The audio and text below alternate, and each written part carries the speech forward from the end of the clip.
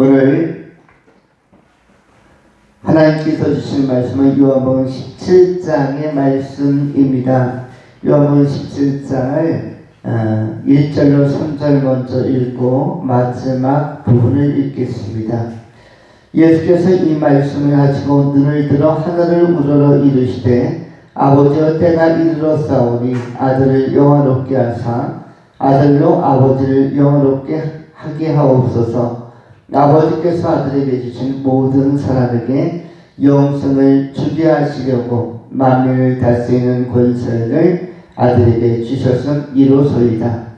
영생은 곧 유일하신 참 하나님과 그가 보내신 자 예수 그리스도를 아는 것이니이다.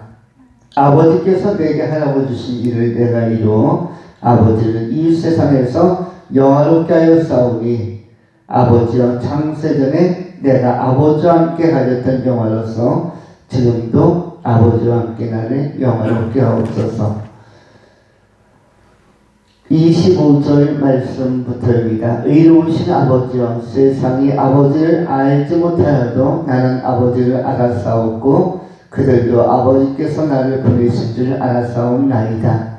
내가 아버지의 이름을 그들에게 알게 하였고 또 알게 하리니 이는 나를 사랑하시는 사랑이 그들 안에 있고 나도 그들 안에 있게 하려 함이니이다. 아멘.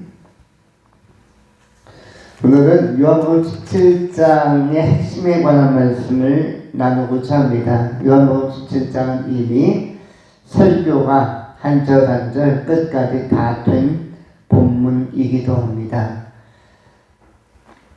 요한복음 17장은 가장 깊이가 있는 요한복음의 전체 내용 중에서 가장 깊이가 있는 장 중에 하나이고 신학적으로도 삼위일체가 선명하게 구도적으로 묘사되어진 그러한 귀한 본문이기도 합니다. 또한 동시에 영생의 개념이 무엇이고 영생의 정의가 무엇인지를 잘 설명해 주고 있습니다. 요한복음 3장이 물과 성령으로 거듭나야 하나님 나라를 볼 수 있다는 굉장히 중요한 메시지를 담고 있고 또한 요한복음 6장이 오병이어의 기적 이후에 예수님의 십자가 사건 또 부활 사건 물과 피의 사건 떡과 잔에 관한 메시지의 교훈이 깊게 나오고 있고 요한복음 13장에 가면 선한 목자의 요한복음 13장에서 또 깊이 있는 말씀들이 소개되어 있는데 요한복음 10장부터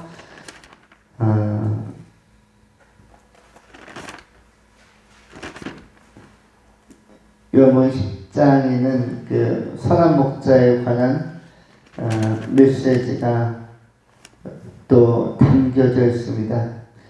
선한 목자는 영원한 생명을 주러 왔고 그러나 사권 목자 또 강도는 그 생명을 해치기 위하여 왔다라는 것을 설명해 주고 있습니다. 그리고 요한복음 17장 오늘 우리가 설교하는 이 본문 요한복음 17장이 신학적 깊이는 최고 수준의 깊이를 가지고 제시하는 복음의 내용이기도 합니다. 잘 아시는 것처럼 요한복음 17장 2절 아버지께서 아들에게 주신 모든 사람에게 아버지께서 아들에게 주신 모든 사람에게 결국 천국에 들어가는 사람은 어떤 사람인가? 누가 천국에 들어가는가? 누가 하나님의 나라의 백성인가? 아버지께서 아들에게 선물로 준 사람들, 그 사람들이 천국에 들어가는 것입니다. 천상적으로는 그 사람들이 교회를 다니는 것이고 또한 또 다른 측면에서는 예수 믿는 것이고 다른 각도에서는 거듭난 것이고 그것이 오늘날 우리의 모습이라고 할 수 있고 우리의 실태라고 볼 수가 있습니다.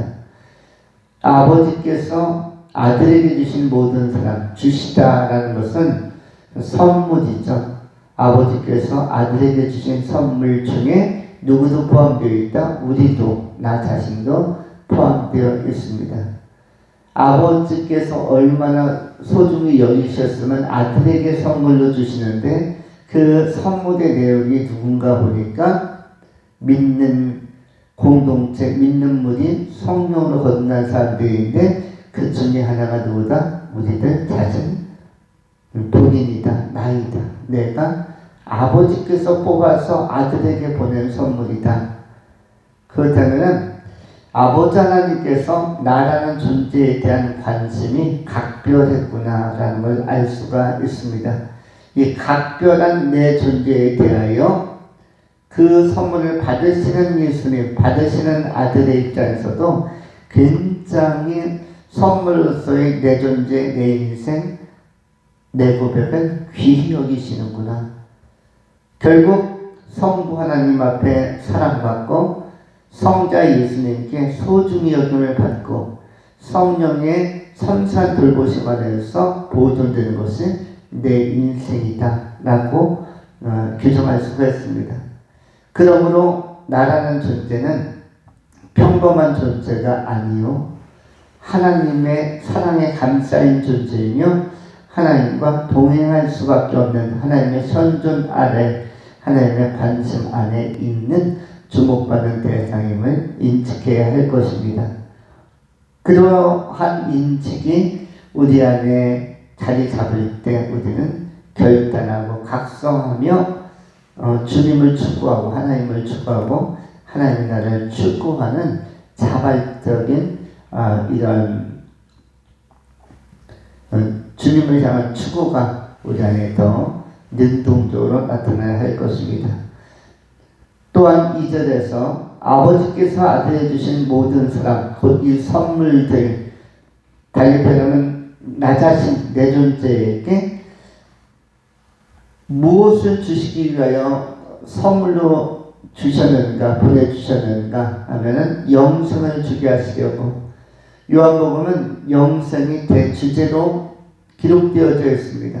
요한복음 3장에서도 하나님이 세상을 이처럼 사랑하사 독생자를 주셨으니 이는 저를 믿는 자마다 멸망치 않고 영생을 얻게 하려 하십니다.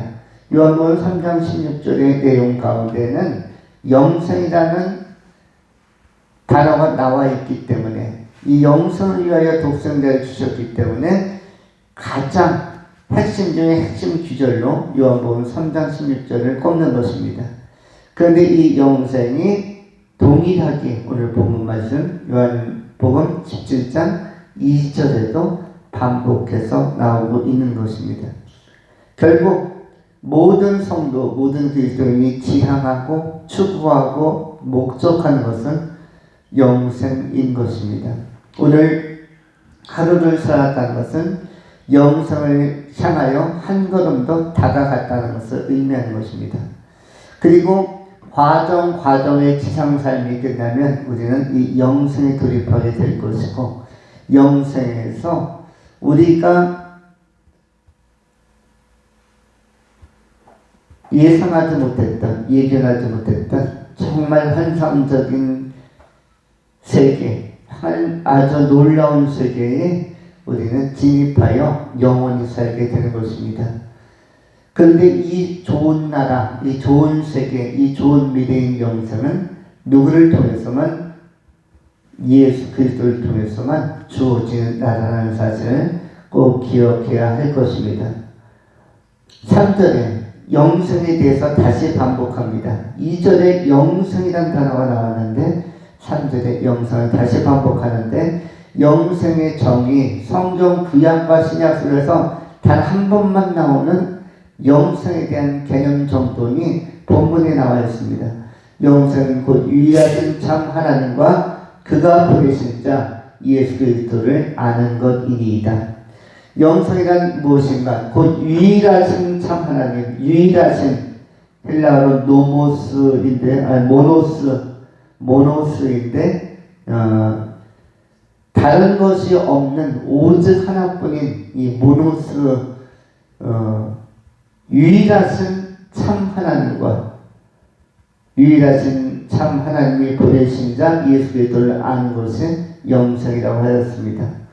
그렇다면 우리가 영생을 추구하는 사람들은 하나님 알기에 힘쓰고 또한 동시에 예수님 알기에 더욱더 힘써야 할 것입니다. 하나님을 알기에 힘쓰고 예수님 알기에 힘쓰는 방식은 여러 가지 방식이 있겠으나 하나님 아버지께서 자신을 잘 표현한 것이 구약 성경에 나와 있고 또 그의 보내신 자 예수 그리스도께서 표현하신 아름다운 세계, 풍부한 세계, 약속, 언약 이것들이 신약 성경에 잘 나와 있으니까 결국 구약과 신약 성경을 가까이 하는 것 이것이 하나님을 참 하나님과 그의 보내신 자 예수 그리스도를 알아가는 중요한 방식이라고 할 수가 있습니다. 하나님의 말씀을 기초로 해서 근거로 해서 더 탄탄하게 영성에 접근하고 영성을 모색하고 영성에 참여하는 참된 그리스도인이 되어야 할 것입니다. 이제 올 해가 마무리되고 새해가 되어지면 새해는 성경 공부도 다시 하려고 합니다. 금요일이라든지 우리가 시간을 정해서 성경 공부도 하면서 좀 말씀 안에서 다시 차분하게 우리의 삶을 세워가는 우리의 미래를 무엇의 토대 위에서 무엇의 기초 위에 지반 위에다 놓고 갈 것인가? 그것은 다시 말씀입니다. 또다시 말씀인 것입니다. 말씀을 읽든 묵상하든 공부하든 말씀을 적용하든 말씀을 놓고 기도하든 다시 말씀으로 돌아가는 것입니다. 각 시대마다 부흥이 있었습니다. 히스기야의 종교개혁이 있었고 요시야 왕의 종교개혁이 있었고 그런데 종교개혁은 마틴 루터의 종교개혁도 마찬가지입니다만 공통점이 있습니다. 종교개혁의 공통점이 뭐죠? 무엇으로 돌아가자? 말씀으로 돌아가자가 구약의 종교개혁의 특성도 말씀으로 돌아가자였습니다. 모세를 통해서 주어진 말씀 너무나 이스라엘 백성들이 분주한 그 여정 속에서 또 중동 땅의 어떤 국제 관계 속에서 전쟁통에 또 생활고의 여러 가지 사건 속에서 말씀을 등한시할 때가 많았는데 결국 위기에 빠지고 혼란스러웠던 이스라엘 백성들이 자리를 다시 잡고 다시 영적 각성을 하는 것은 말씀으로 돌아가는 일이었습니다. 말씀으로 돌아가기 전의 상황은 우상숭배와 세상적인 요소가 굉장히 관심의 대상이 되는 쪽으로 내 관심에 너무 중요한 영역을 세상적인 것들이 차지했는데 그건 구약 시대에도 히스기야 시대에도 마찬가지였고 요시야 시대에도 마찬가지였습니다. 그때마다 믿음의 선각자들은 믿음의 종들은 믿음의 선지자들은 말씀으로 돌아갈 것을 외치고 선포한 것입니다. 그 말씀으로 돌아갔을 때 거기에서 회개의 영이 임하고 깨달음의 영이 임하고 결단하면서 성령의 충만함을 받고 건전하고 건강한 또 하나의 도약의 토대들을 마련하는 것을 볼 수가 있습니다.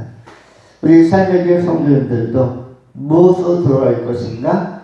바로 영성의 말씀으로 다시 돌아가는 것이 가장 건전하고 우리의 미래가 소중하다면 소중한 미래만큼은 말씀 위에 올려놓고 말씀에 맡기고 나갈 때 하나님의 거룩한 영이 우리에게 충만히 임하게 될 것입니다.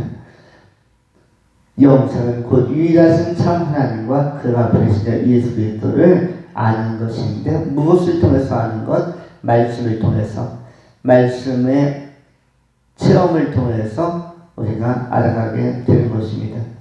또한 4절 아버지께서 내게 하라고 주신 일을 내가 이루어 아버지를 이 세상에서 영원롭게 하였사오니 이 4절의 말씀은 이른바 각 사람의 비전에 관한 것이고 미션에 관한 것입니다.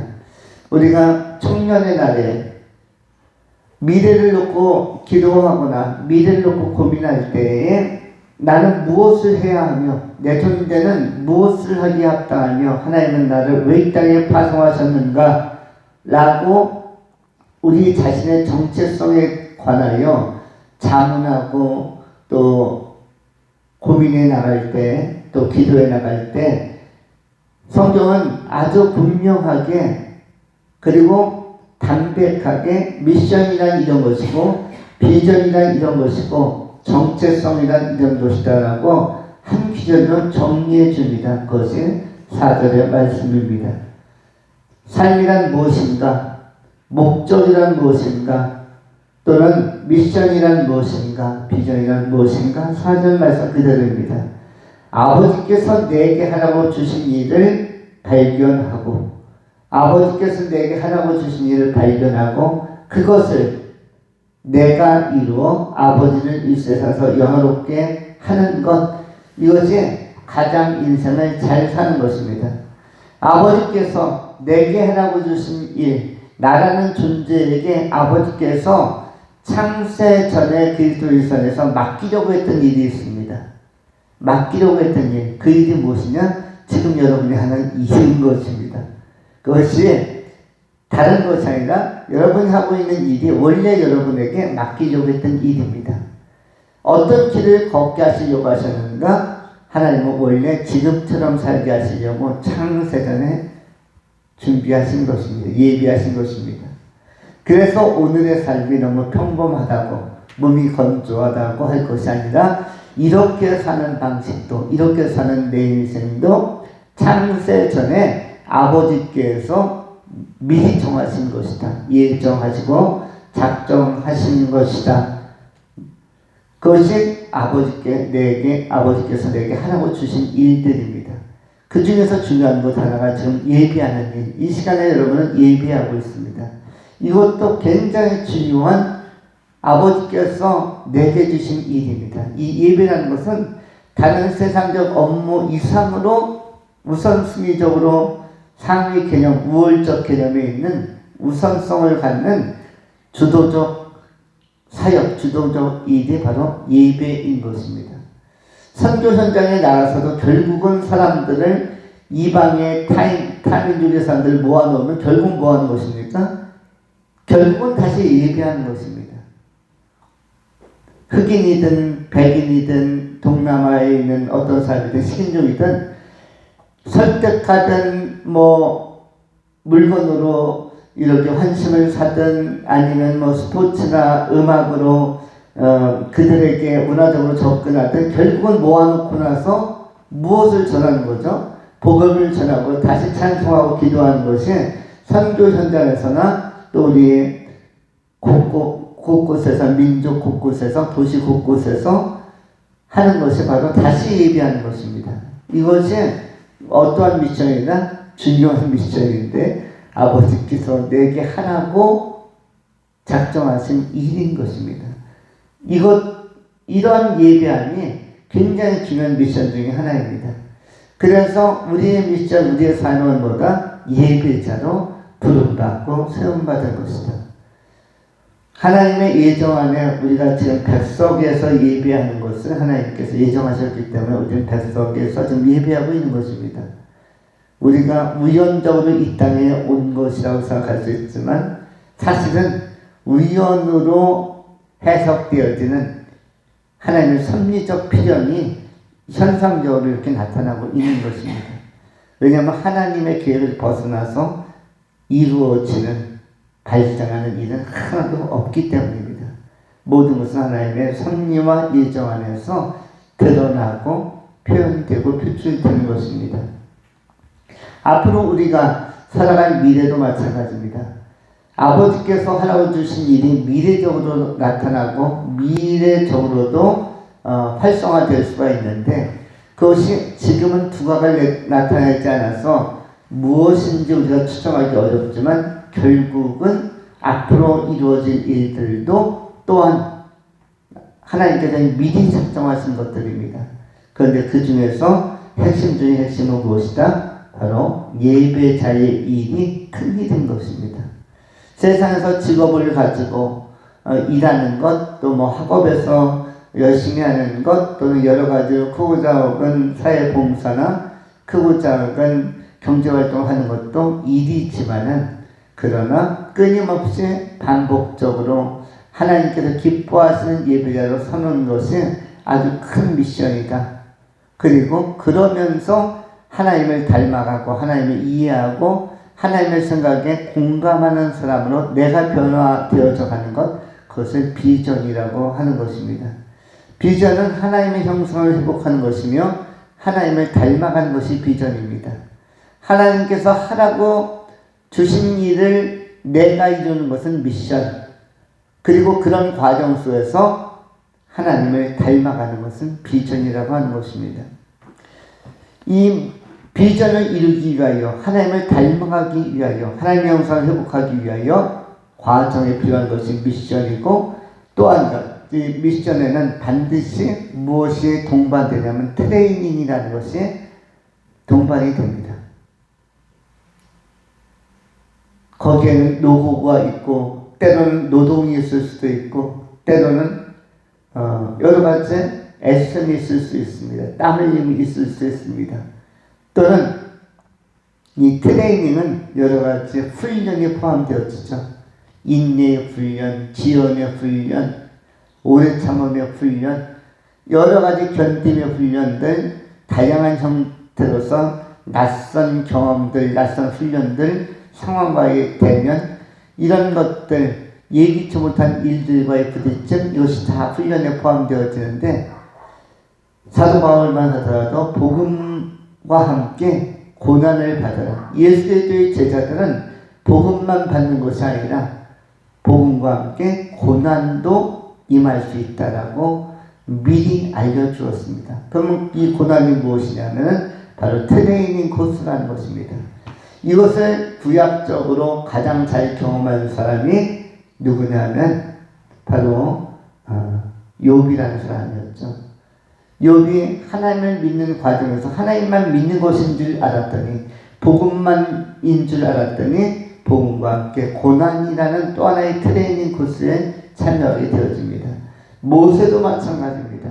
바로의 왕실에서 승승장구하며 왕자로서의 삶만 사는 줄 알았더니 광야로 내어 쫓겨서 미디안 광야에서 40년을 때로는 방황하고 때로는 트레이닝 받으면서 훈련 받으면서 아무것도 생산적인 일이 없는 것 같은 지연의 시간을 40년이나 숙고의 시간을 갖게 되어집니다. 정치가로서 애국을 휘어잡는, 주도해가는 리더십을 발휘하는 그러한 통치력을 가진 존재가 아니요, 관료가 아니었고, 미디안 광야에서 그냥 양치기에 불과한, 양들 먹이고 풀 뜯기고 또 똥 치워지고 너무 소소한 일들 하다가 이런 일들을 했었고요. 그러다가 시내산에서 하나님의 임재의 그 불꽃 떨기나무를 발견하면서 거기에서 그 신비한 현상 안에서 하나님의 음성을 듣죠. 이 땅은 거룩한 땅이니 내 신을 벗으라. 그래서 모세가 그 가운데서 사명을 받고 출애굽의 엑소더스의 이 미션을 또 이루어가게 되어집니다. 그 사명을 이루어가는 과정 속에서 미션과 함께 트레이닝이 있었고, 트레이닝은 어디에서도 계속되었죠. 가나안 땅에 가서 홍해를 넘어서서 가나안 땅에 들어가기 전까지 광야에서 시나이 반도에서 40년을 또 걸었습니다. 엄청 반복해서 걸으면서 굉장히 쉽지 않은 그런 고초를 걷기도 했습니다. 이와 같이 인생은 복음과 함께 무엇도 있다? 고난도 있다. 미션과 트레이닝은 함께 가는 것입니다. 그리고 그것의 결과물로, 그것이 반복되고 축적되고 나서 그 과정에서 결론적으로 누구를 닮은 사람으로서의 내 존재가 형성이 된다? 하나님을 닮은, 하나님의 형상을 회복한 사람으로서의 마지막 내 존재를 가지고 천국의 영생에 들어가게 되는 것입니다. 우리는 그 거룩한 영적 프로젝트, 그 거룩한 영적 흐름 안에서의 오늘 하루를 또 몇 명이 살고 있는 것이고, 남은 2개월도 그리고 남은 한 해도 그렇게 살게 되는 것입니다. 이 미션은 고정된 것은 아니라서 변동이 있을 수 있습니다. 달리 표현하면 다윗 같은 사람도 직업이 5번 이상 바뀝니다. 목동에서 음악 하프를 연주하는 사람에서 음악가에서 또 군내 그 장수로서 또 행정관에서 여러 가지 지도자에서 다양한 변신을 도모하다가 결국 왕으로서 이 미션을 마지막 수행하게 되는데, 이와 같이 우리들도 여러분들 직장도 바뀔 수 있고 하는 일도 바뀔 수가 있고 다양해서 앞으로도 얼마나 많은 변화무쌍한 미래가 기다릴지 알 수 없습니다. 그러나 이것은 전부 다 하나님의 일정 안에 있는 미션인 것이고, 미션은 자리마다 뭐가 따른다? 트레이닝이 따른다. 학생들도 유치원, 초등학교, 중학교, 고등학교, 대학교 계속 바뀌는 것이에요. 동료도 바뀌고 선생님도 바뀌고 지역도 바뀌고 환경도 바뀌고 계속 바뀌는 것입니다. 그 이후의 진로도 다양한 아주 낯선 곳에 가서 동시에 배움도 있지만 훈련이 있는 것이 이것이 바로 미션의 과정들이고, 그 결국의 끝은 무엇이다? 비전인데, 비전은 결국 존재론적인 것입니다. 미션이 사역론적인 것이면, 미션이 어떤 동적인 것이고 과정적인 것이고 사역적인 것이라면, 비전이라는 것은 존재론적이고 신분적이고 또 수준에 관한 것들, 하나님을 닮아가는 거룩한 수준에 이르는 그러한 참된 하나님의 삶을 이루는 것, 이것이 비전이라는 사실을 우리가 깨달을 필요가 있습니다. 그것이 4절에 잘 나와 있는 것입니다. 아버지께서 내게 하라고 주신 일을 내가 이루어 아버지를 있으셔서 영화롭게 하는 것, 우리도 예수님처럼 이러한 대주제를 가지고 이러한 정돈된 개념을 가지고 하나님을 영화롭게 하기 위하여 이 땅을 살아가야 할 것입니다. 우리의 삶의 과정의 여정에 주 하나님의 큰 은혜가, 또 우리 주 예수 그리스도의 큰 은혜가, 성령님의 임재가 함께할 수 있기를 축원합니다. 기도하겠습니다. 할렐루야. 거룩하신 하나님, 오늘은 영생의 개념과 또한 미션과 비전의 개념에 대하여 상고하였나이다. 하나님께서 뜻하신 바를 우리가 이루어가게 하여 주시고 예정하신 삶을 오늘 현시에서 경험하며 기쁨으로 또 감사함으로 살아낼 수 있도록 우리의 발걸음을 선하게 지도하여 주시옵소서. 결국은 하나님의 나라에 영생에 들어가게 하시고 하나님의 형상을 잘 닮은 자로서 하나님을 기쁘시게 하여 드리는 자로서 즉히 충성된 종이다 인정을 받는 하나님의 백성으로 세움받게 하여 주시옵소서. 복이 있는 삶의 과정이 있게 하시고 또 상이 있는 천국의 영생한 나라의 또 기쁜 그런 보상의 약속에도 참여하는, 영원한 기업에 참여하는 영생하는 귀한 승리자들이 되게 하여 주시옵소서. 우리 구주 예수 그리스도 이름으로 축복하며 기도하옵나이다. 아멘.